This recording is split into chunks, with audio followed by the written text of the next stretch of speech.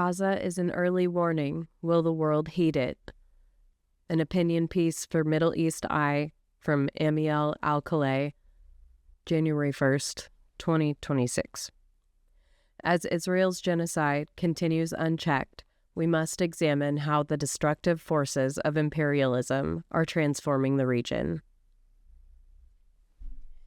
In recent days, 168 Palestinians were certified as medical doctors next to the ruins of Gaza's Al-Shifa hospital. 500 were celebrated at Al-Shati camp for the extraordinary feat of memorizing the Quran, and thousands came to Khan Yunis to watch more than 50 couples declare their marriage vows in a public ceremony. Meanwhile, in Haifa, Israeli police found time to beat and arrest a Palestinian dressed up as Santa Claus. Israeli TV, touting it as an accomplishment and from a firing soldier's point of view, broadcast the total devastation of Jabalia. A bill advocating the death penalty for terrorists, which would only be applied to Palestinians who kill Israeli Jews, advanced in parliament. Israeli occupation forces put Qabatia and other West Bank towns and villages under siege, killing residents, taking captives to torture camps, seizing land, cutting down olive trees, killing livestock, and demolishing homes. Infants freeze to death because Israel continues to mock all terms of the supposed Gaza ceasefire agreement, with more than 400 Palestinians killed in hundreds of Israeli violations of the truce. Further testimonies have emerged from Palestinian civilians raped by dogs after being detained without charges by occupation forces. More than 700 family members of Palestinian journalists have reportedly been killed as part of Israel's collective punishment policy. Mohammed al-Laham of the Palestinian Journalists Syndicate said that in its comprehensive war on the truth, the Israeli occupation makes no distinction between the camera and the child, nor between the pen and the home. On the global front, Israel signs major gas and arms deals with Egypt, Germany, and the UAE, while Australia mulls buying Israeli surveillance technology. Israel has become the first state to recognize Somaliland. Whether this is the opening salvo for a Palestinian population transfer plan or advanced scouting for a U.S. base is hard to determine. In this context, the intensified U.S. bombing of Somalia over the past year makes more sense. On the other side of the pond, the U.S. continues supplying arms and political cover to its Zionist proxy, while committing sea piracy in the Caribbean, claiming itself the true owner of Venezuelan oil.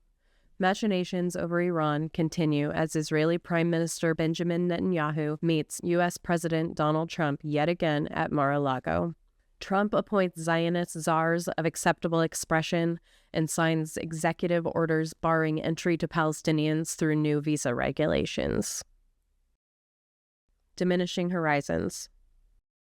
In an interview, former Israeli Prime Minister Ehud Barak spoke about the October 7, 2023 Hamas attack as something that provoked the imaginations of millions of people across the Muslim and Arab worlds.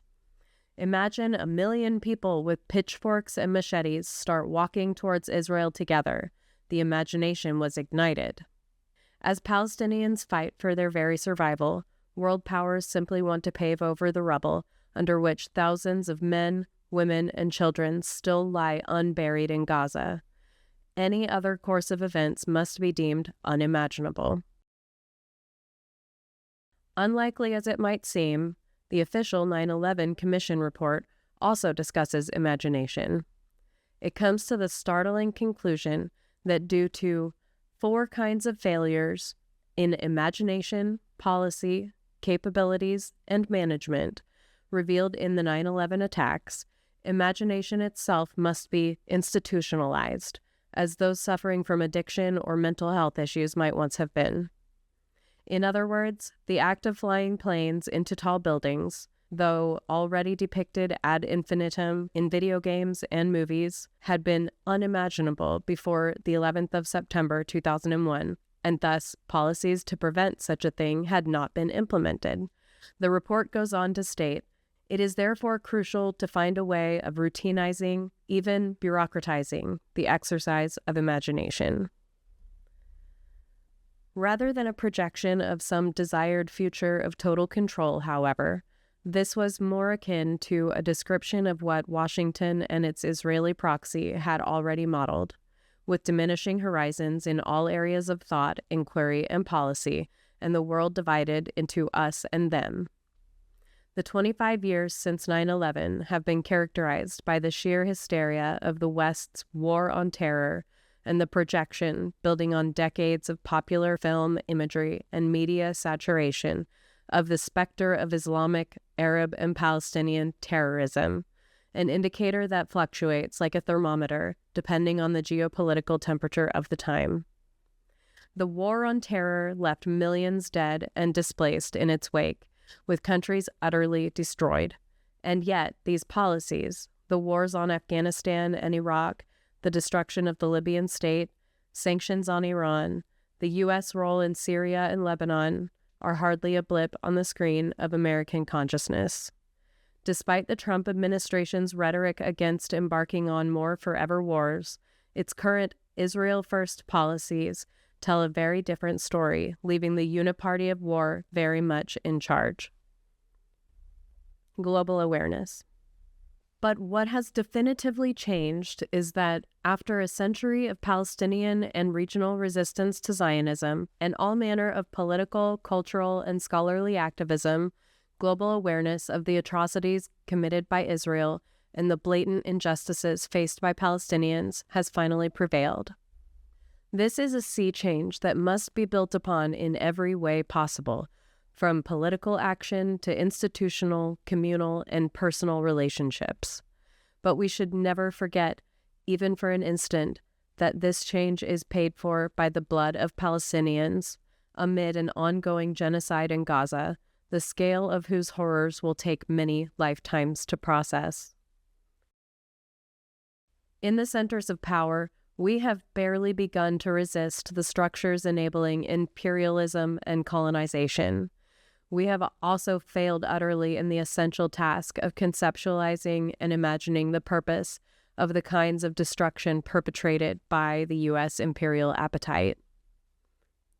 Putting up a Burger King, as U.S. occupying forces did in Iraq near the site of the supposed origin of our primary structures of human habitation for millennia, has always seemed much more than an instance of geopolitical power.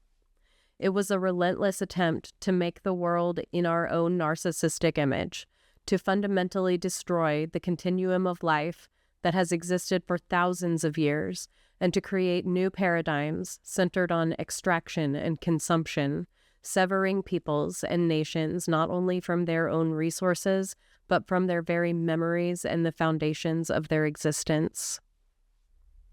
As the attempt continues to annihilate a people steadfastly clinging to their land, holding on to who they are and who they have been, our lens going forward can only be Gaza and Palestine, but its focus must be on the destructive forces of imperialism and their role in transforming the terms of the whole region from resistance to collaboration. Ironically, those facing the brutality of a high-tech genocide might be those most equipped to find ways to resist it. Mohammed Abusal, who is among a group of artists in Gaza striving to create indestructible art through virtual means, writes, "We strongly believe today that power cannot defeat imagination." And Ahmed Ashur, a lawyer in Gaza, writes, "Gaza today is not an exception, it is an early warning. The extent to which we truly heed this warning and decisively act on it will largely determine the viability of our future political life."